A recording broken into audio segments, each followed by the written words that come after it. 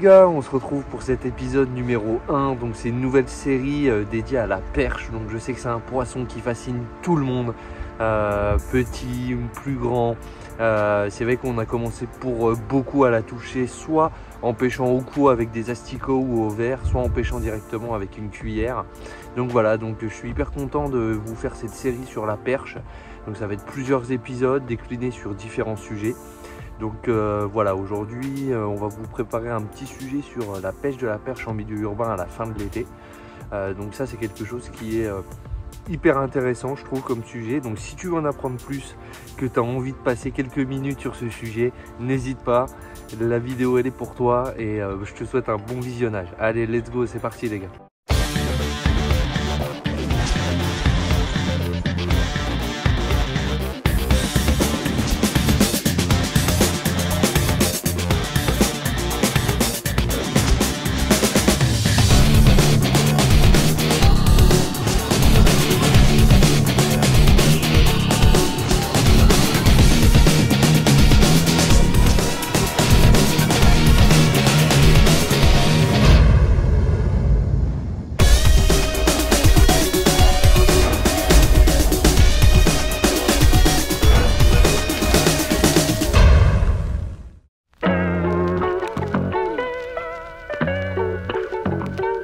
Bon les gars, on se retrouve aujourd'hui donc pour ce premier épisode.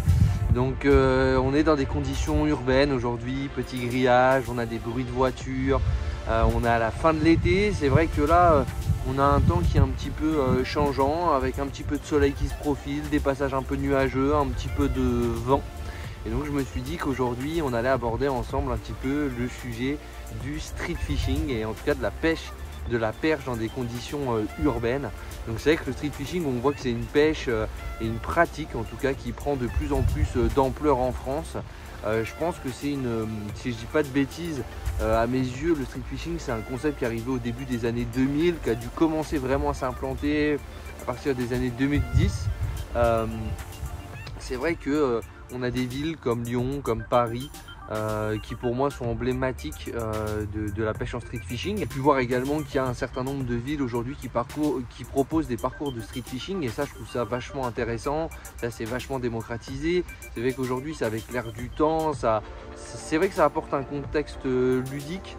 Ça peut dépendre aussi de notre rythme de travail. Est-ce qu'on préfère y aller avant, entre la pause de midi et 2, après le boulot? Des fois ça peut être 1 heure, 1 heure et demie, 2 heures sur un spot bien précis, sur un bief bien précis. Donc c'est vrai que c'est quelque chose qui a pris une ampleur très importante dans notre milieu. Moi j'avoue que j'aime bien la pratiquer de temps en temps. Généralement quand j'ai pas vraiment beaucoup de temps devant moi, je préfère aller me faire une pêche en milieu urbain que aller justement en pleine rivière. Après ça dépend des périodes, ça dépend du contexte, mais en règle générale c'est ça qui va l'emporter. Donc voilà, c'est vrai qu'aujourd'hui on va déjà commencer par le matériel. Donc moi aujourd'hui c'est vrai que j'ai une méga basse F3 Levante. Donc c'est une canne qui est très légère, qui est assez courte. Je dirais qu'elle fait au maximum 1m95, je dirais 16.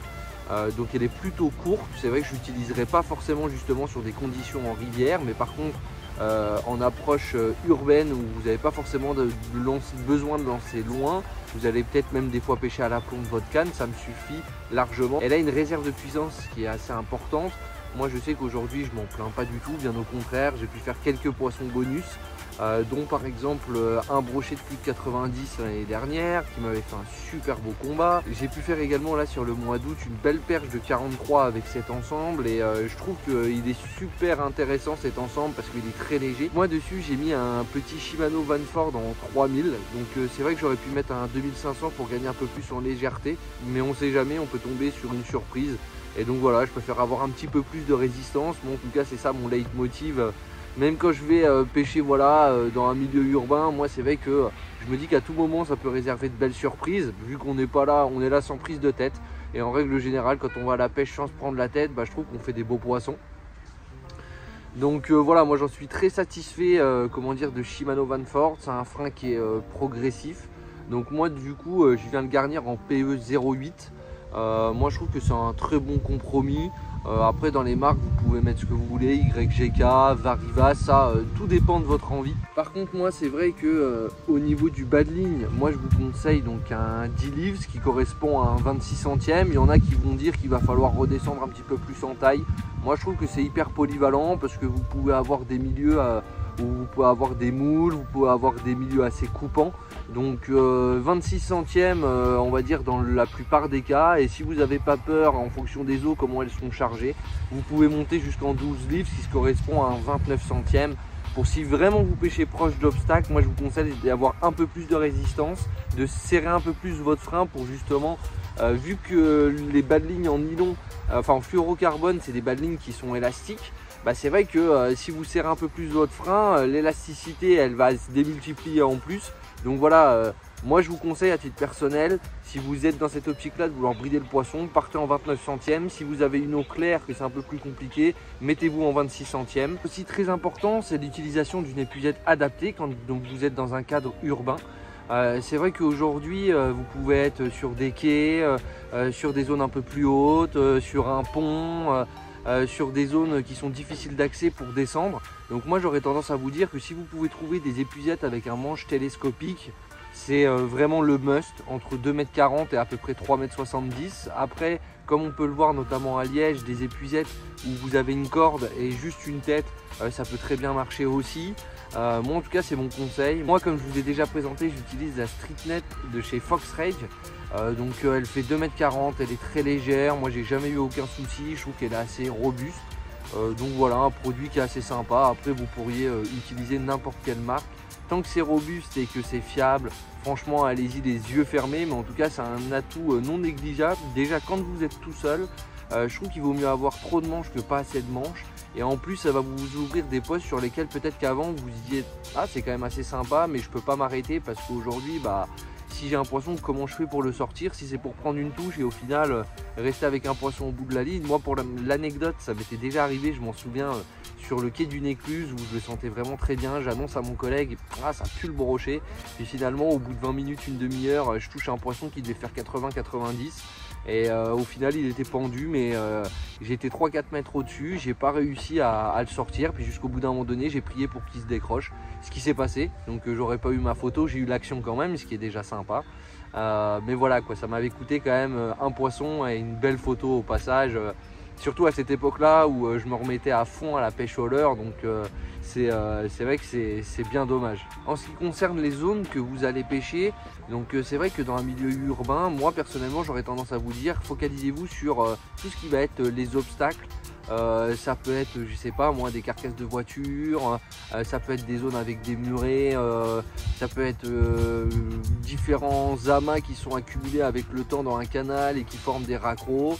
Ça peut être tout ce que vous allez avoir comme les péniches, les piles de pont, les quais, toutes ces zones là qui finalement vont faire des cages pour les poissons type les cendres, les perches, même les silures.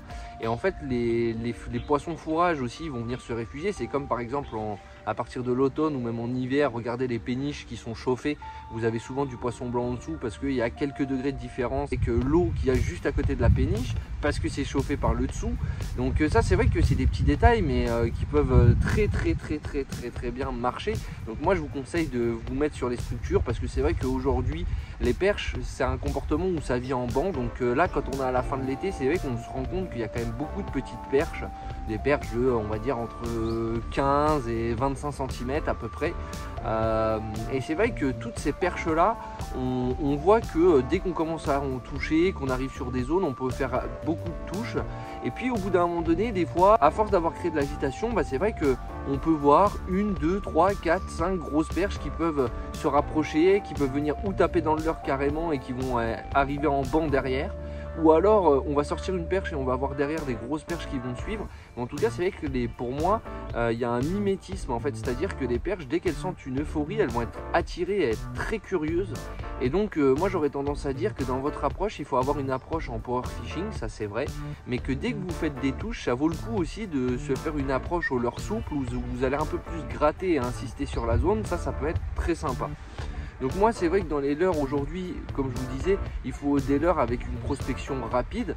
Donc ça peut être aujourd'hui le Deraku qui est un tight spin. donc avec une petite palette au cul, et là il y a même une double palette par moment sur certains tight spin. Donc il n'y a pas de bavette, il y a une attache au dessus, ça se ramène très bien. Traction linéaire, vous faites peigner toutes les colonnes d'eau, donc ça c'est hyper intéressant. Donc également dans la même idée, moi ce que j'aime bien, des petits jerkbait de chez Rapala, les Shadow Rap 07. Donc ça moi j'aime bien, pareil, c'est une pêche qui est assez agressive, je vais essayer de déclencher différentes réactions. Et ça c'est quelque chose qui à la fin de l'été, généralement sur la transition entre la fin du mois d'août et le début du mois de septembre, les petites jerks comme ça va agacer les perches et honnêtement ça peut faire bouger des très jolis poissons. Également quelque chose qui peut être très intéressant, ça va être les petits UL crank de chez Rapala. Moi ça j'avoue que pareil en milieu urbain c'est quelque chose quand j'ai pas beaucoup de temps, que je cherche à prospecter de manière très rapide sur la fin de l'été. Moi j'aime bien utiliser des petits cranks, donc là ça peut être une référence parmi tant d'autres, hein. Vous avez peut-être vos préférences, mais moi je trouve que c'est un petit 4x4, ça passe partout, ça se lance très bien, il y a des coloris qui sont très jolis. Là vous voyez on a un petit doré, on en a un peu plus naturel, donc voilà, ça c'est vraiment très complémentaire pour aller chercher des jolies perches à la fin de l'été.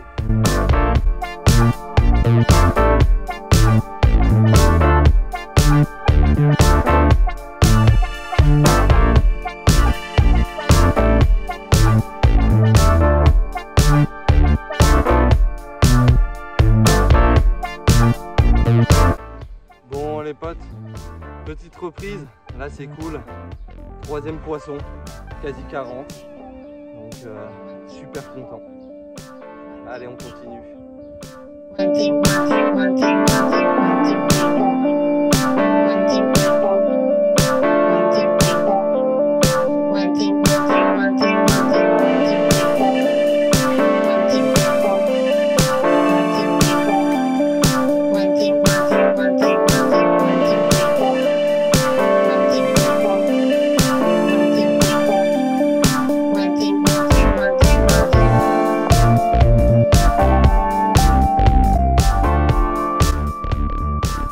En tout cas j'espère que ce petit extrait de la session de pêche t'aura plu. On aura fait quelques poissons, ça aurait été sympa. En plus pour l'anecdote c'était mon retour de vacances. J'étais parti sur Aix-en-Provence où je me suis amusé un petit peu à pêcher le black bass. Et d'ailleurs j'ai fait mon record black bass, j'en suis super content. Voilà, une belle reprise, un beau poisson de 41,5 que vous avez vu dans la vidéo. Donc voilà, ça valide un petit peu aussi mon approche. Moi de toute façon voilà, l'objectif c'est vous montrer quelque chose qui est quand même assez facile d'utilisation, qui est abordable, où vous pouvez trouver des leurres qui coûtent pas forcément très cher, et voilà, au moins c'est quelque chose d'utile. J'espère que cette vidéo en tout cas elle vous aura apporté un certain nombre d'informations, qu'elle te permettra peut-être de te lancer dans cette technique et dans cette approche. Le street fishing c'est vraiment quelque chose de sympa. Donc voilà, encore une fois, si vraiment tu as apprécié, n'hésite pas à t'abonner, à liker la vidéo ou même à le partager à tes copains. La prochaine fois, c'est toi qui auras cette grosse perche dans les mains. Qu'une chose à faire les gars, allez au bord de l'eau. Donc les gars, je vous dis à la prochaine. Bye, ciao.